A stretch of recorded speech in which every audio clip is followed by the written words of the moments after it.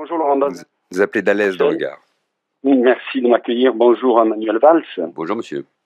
Alors je suis heureux de vous poser une question parce que nous serions volontaires pour hacker les sites djihadistes qui diffusent une propagande dangereuse et délirante sur Internet. Donc pirater, hein, c'est ça qui est. Oui, enfin les hacker, les harceler surtout. C'est-à-dire qu'on dit toujours, si on sabote leur site, ils en ouvrent un autre le lendemain. Mais je pense que les services de police, c'est dans leur rôle et dans leur mission d'empêcher ces gens de nuire sur l'Internet et de recruter des jeunes.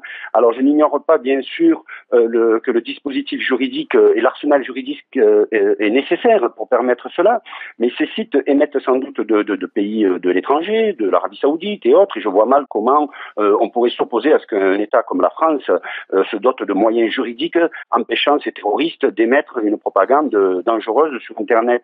Alors, je voudrais juste poser la question à M. Valls. Est-ce que si les services français de l'Internet ou du numérique ne sont pas capables de le faire, éventuellement vous pourriez nous embaucher pour les services secrets et nous le ferions nous-mêmes. Et sinon, par exemple, le site de Farida Belgoul pourrait tout à fait être hors d'état de propager ces rumeurs ridicules. Je souligne juste pour finir qu'il ne s'agit pas là, bien sûr, d'intervenir sur des vidéos YouTube ou autres, que c'est tout à fait autre chose, hein, bien entendu. La France pourrait se doter d'un arsenal juridique, vu que M. Valls est quand même quelqu'un de très entreprenant, très volontaire, pour mettre hors d'état de nuire régulièrement, sans cesse, une brigade de l'Internet qui hackerait en permanence et harcèlerait ces sites dangereux. Je comprends, Pierre, que vous êtes suffisamment connaisseur d'informatique pour jouer les pirates vous-même ou les hackers vous-même. C'est une proposition de service, Manuel Valls. Mais je la prends. Pourquoi ne pas le faire, d'ailleurs? Mais il faut le faire. Vous savez que nous sommes en train de réformer en profondeur la direction centrale du renseignement intérieur, nos services de renseignement, qui sont là pour protéger les intérêts nationaux.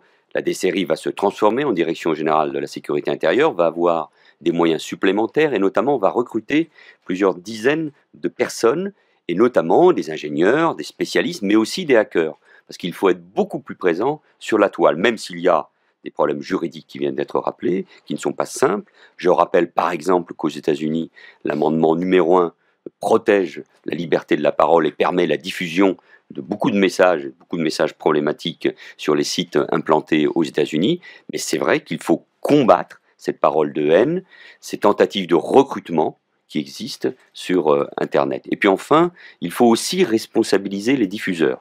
C'est vrai pour Twitter, c'est vrai pour YouTube, qui ont une responsabilité. Le dialogue a été engagé. Nous avons même obtenu, il y a quelques mois, grâce, je crois, à l'Union des étudiants juifs de France, que Twitter prenne ses responsabilités et retire ces messages de haine. Donc il y a à la fois une action à mener, beaucoup plus présent sur la toile, mais aussi cette responsabilité des diffuseurs.